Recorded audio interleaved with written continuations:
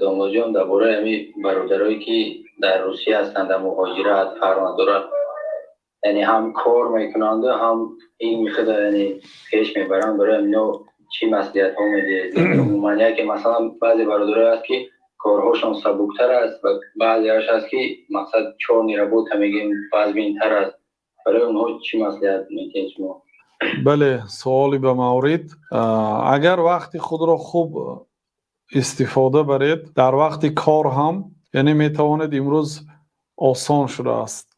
یعنی یک نوشنیک در گوش، اگر کارتون به همین امکانیت داشته باشد، باید کارتون را ادامه داده میرید. مانند راننده ها، مانند استاها، استا مثلا کار میکنه در گوشش علم شنیده ایستاده است. یک جوانی تاجیک هست میگه من کمش در یک شبانه روز 13 ساعت از همین درس ها گوش میکنم. میگه 13 ساعت گوش میکنه، با سخن بعضی علما رو جمع آوری میکنند از بین علم، از بین درس. این یک.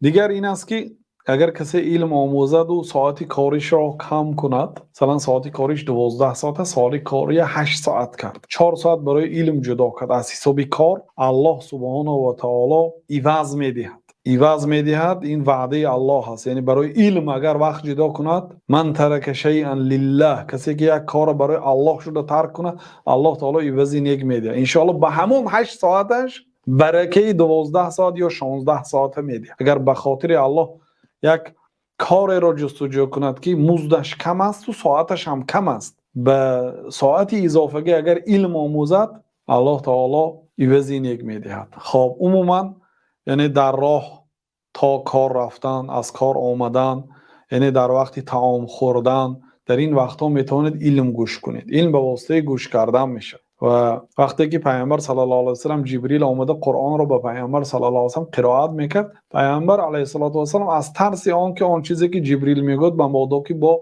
فراموش نکنم، گفته برابر جبریل زبان و لبهایشان رو جنبانده حرکت میکردن، تکرار میکردن.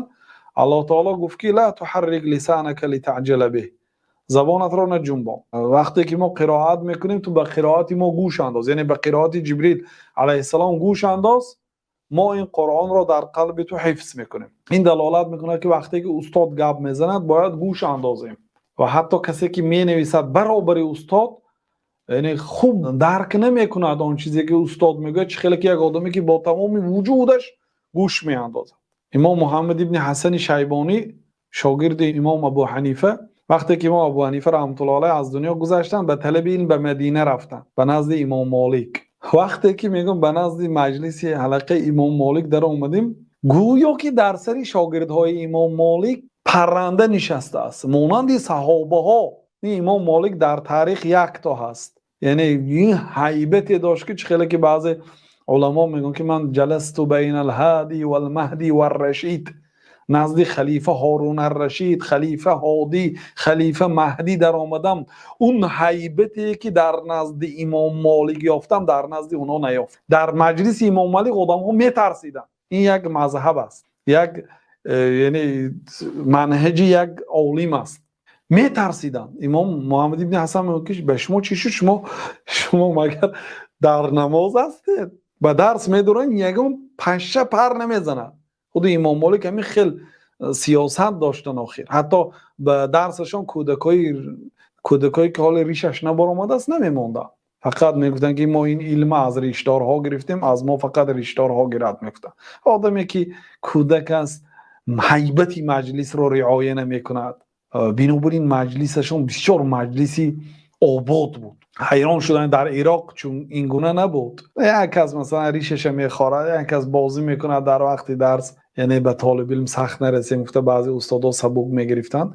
این چیزی که امام محمد ابن حسن یعنی ندیده بود. بنابراین گفتن که به شما چی شد؟ شما مگر در نماز؟ حیران شدن از شاگردان امام مالک. خلاصه خوب است که انسان وقتی که گوش میکند، من بعضی ها در همین چت ها می نویسن، همزمان گوش میکنه هم می نویسن، حتی بعضیش با همدیگریش صحبت میکنند. در این حالت این آدم علمی زیاد برداشت نمیکنه. خلاصه برادر عزیز، یعنی انسان از بالای خودش باید کوشش کند. کسی که برای خودش یک برنامه میسازد و طبق آن برنامه عمل میکند، یک انسان می شود که انسانی مبارک میشه، از وی دیگرها انشالله بهره میبرند.